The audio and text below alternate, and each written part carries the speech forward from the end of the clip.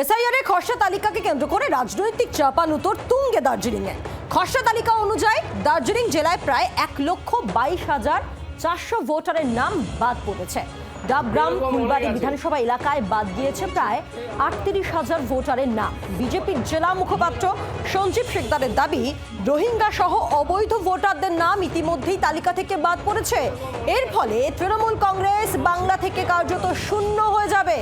অন্যদিকে শিলিগুড়ির মেয়র গৌতম দেব বলেন, সবসময় মানুষের পাশে আছেন। কোনো বৈধ ভোটারের নাম ভুল করেও যদি বাদ পড়ে, মানুষের অধিকার রক্ষায় প্রয়োজনে বৃহত্তর আন্দোলনে নামা হবে। অনুপ্রবেশকারীদের নাম বাদ যাবে, মৃত ভোটারের নাম বাদ যাচ্ছে, এতে তৃণমূলের অসুবিধা হয়ে যাচ্ছে। তো তৃণমূল আর ভোটটা করতে পারবে না, তৃণমূল হেরে যাবে এবার।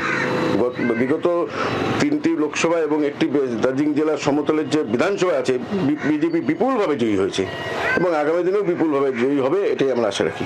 উত্তরবঙ্গে তৃণমূলের থাকবে কিনা সন্দেহ আছে। নর্থ ইস্টের অন্য জায়গায় যেখান থেকে ইনফিল্ট্রেশন হওয়ার সম্ভাবনা বেশি, সেই রাজ্যগুলোকে কেন এসআইআর থেকে বাদ রাখা হয়েছে?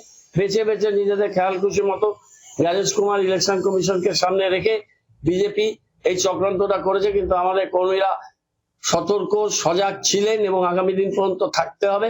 আমরা এই চক্রান্তকে রুখবো। মমতা বন্দ্যোপাধ্যায় আর অভিষেক বন্দ্যোপাধ্যায়ের নেতৃত্বে আমরা অনেকটা সফল হয়েছি। আমরা আশা করি বাকিটাও আমরা সফলতার পথে যাব। আমরা অত্যন্ত প্রহরীর মধ্যে এই ভোট রক্ষাটা করব। মানুষের এই নাগরিক অধিকার মানুষকে পাইয়ে দেওয়ার এই লড়াই, এটা তৃণমূল কংগ্রেস করবে। বাংলার আওয়াজ, বাঙালির আবেগ, জি 24 ঘন্টা।